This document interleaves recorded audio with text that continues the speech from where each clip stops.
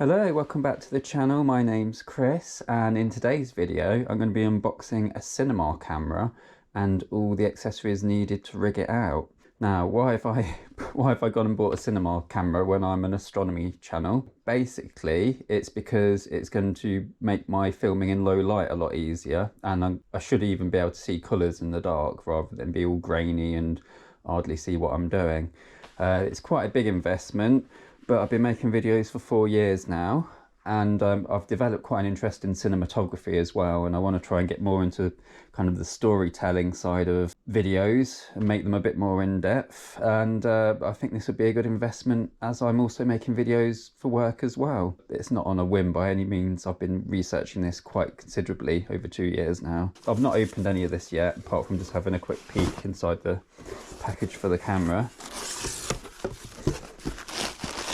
So, what cinema camera is this? It's a Blackmagic Pocket Cinema Camera 4K. And you might ask yourself, why would you pick a camera that's got a micro four thirds sensor on it? For a start, it's a third the price of a Sony A7S, which is what most people probably jump to for a low light camera. And I shoot Lumix, which is micro four thirds. So I've got a bunch of lenses, and I've already built up lenses in that ecosystem, and this is what I normally shoot my channel with, or either that or the GoPro. This is my Panasonic G80. Because it's a Blackmagic camera, they actually own a studio for editing called DaVinci Resolve, and you can get a free version of that to download, and it's professional software, but you get a free copy of the paid software, which normally costs £300, and that's got quite good noise reduction tools in, so that's going to be really helpful with the low light. Well, what have we got in here? Some adapters for the power cable. So it comes with a tethered power cable, so you can just run it off the mains, and it runs off the LE6 Canon batteries, which don't last very long, so I bought some extra ones of those. And as you can see, it's a bit of a, it's not the most beautiful of cameras, but the menu system's just really easy to navigate, and I do have a problem with menu systems on cameras. Unless it's a Canon camera, I always fumble about. So it shoots raw video, and not many cameras for this price. This is £1,275, but with a free £300 software. Not many cameras at this price shoot in raw video, and that's going to allow me to really push and pull the information in post-processing. So when I'm struggling in low light, it's also got 13 stops of dynamic range, so the combination of the raw and the 13 stops of dynamic range are going to really help me to get the most out of my low light footage. And it's got dual native ISO as well, so the ISO, the base ISO is 400, but it's also got another base ISO at 3200. So that means in daylight you can shoot at 400 for the best low noise and dynamic range, but at night time you can put it on 3200 and it will reset itself, so the noise will be the same as at 400 and the dynamic range will be the same as at 400. So really good having that dual native ISO for low light performance. And I can use my fast prime lenses that I've already got, or I can adapt lenses, and you can even put a speed booster on this as well. At the end of the video, I'll do a comparison between this and my Lumix I normally shoot on in low light, and just show you what the difference is. Bearing in mind, I've not wrapped my head around this yet, so I'm sure I'd be able to get better out of it. So what else have I got for this then? That's the box empty. Let's open these bad boys up as well and have a look.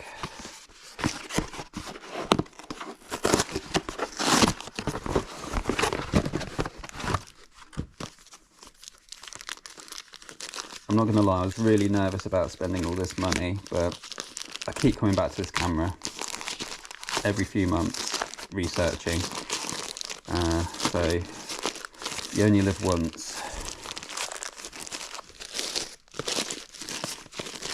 So what is this? I basically ordered everything on one day, because to get the most out of this, as you can see, it's not got a flip out screen, so when you're recording yourself you can't see whether you're in focus or you're in frame, but it's got HDMI out.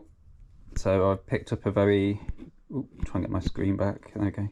I picked up a very affordable external monitor. I think that's what this is. I think this is going to show me my focus peaking as well, so I can nail the focus. No, this isn't that at all. It's the spare batteries I've got for both the external monitor and the camera. You need lots of spare batteries for this because the battery life is apparently terrible. It lasts like half an hour per battery. Let's open up the other one. See what we've got in this one. This is basically my Christmas, but a very good one. Yep. Okay, so to rig this camera out with everything I need, monitors, microphones, that kind of thing, external microphones, I've purchased a small rig to go around the camera, and it's going to have loads of mounting points and things, so that's going to be awesome.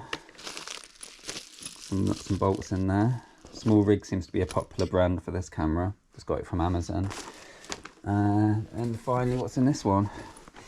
I'm hoping this is the actual monitor, because I kind of need that.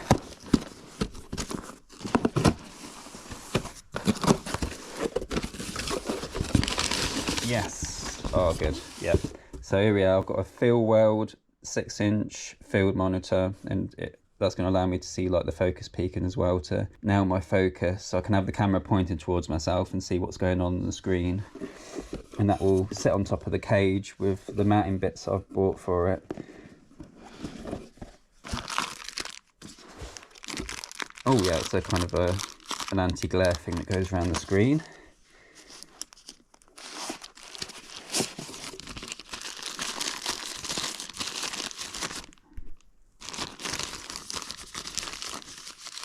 It'd be interesting to see, sort of like in terms of video footage, what this can pick out in space as well, this camera, with its 13 stops of dynamic range and dual ISO and shooting in RAW.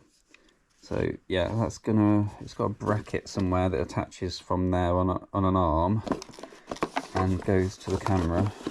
Here we go. So yeah, I've got a bracket there. But I'll rig all that up. What else have we got in here?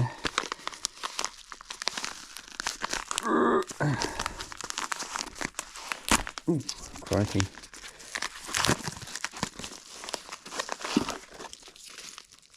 Oh yeah, just a few little cold shoes that I ordered to mount stuff on the cage. And oh yeah, the portable SSD, because this thing shoots RAW. It goes through a lot of memory, like 4K DCI RAW.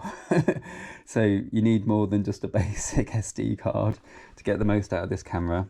So this has got a holder that fits on the cage as well, so I can basically record straight to this 0.5 terabyte SSD and then transfer it over onto my computer for editing. This may be the cage for it actually, small rig cage for that particular Samsung SSD. If I can get into it. Yeah, so there we go. So this will sit inside there and attach to the cage. Okay, I've got the camera all built up with the cage, the monitor. I've got the SSD drive that can fit onto a cage on the side there. Everything's all plugged in. I need to get a shorter cable for the HDMI, but apart from that, and a clamp to make sure it doesn't damage the ports, but I'll get them off Amazon. So I think we should get this outside and give it a test. Let's go and do a side-by-side test with my Panasonic Lumix G81, G80, G85, depending on where you come from, and we'll see how both of them perform at low light.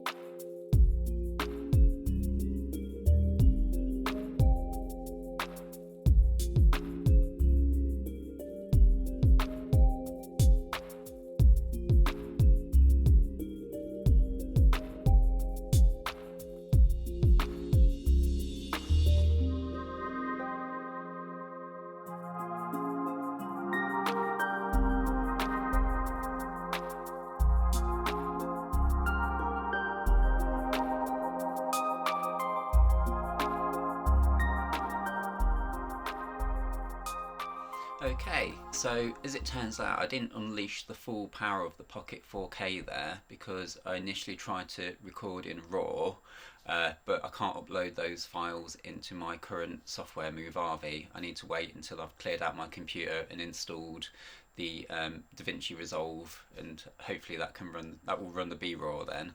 But yeah, I had to repeat that and then drop it down to ProRes HQ, which is the highest quality in the ProRes. But those files load into my current software. So even so, I could see more dynamic range in the Pocket 4K. I could see more detail in the background and in the shadows. And when I tried to color grade them at the end, I did notice when I tried to match like the brightness, the saturation, and the contrast and things like that, the 8-bit data of the Lumix G80 kind of broke down. It went a bit soft and mushy, whilst the Pocket 4K kind of held its form and remained sharper. So I think that kind of some way justifies the difference between the two cameras, and things will obviously improve when I add a speed booster as well. It'll become even more of a low light beast then. So yeah, I feel confident that this is the right camera for me for my channel with a lot of low light filming.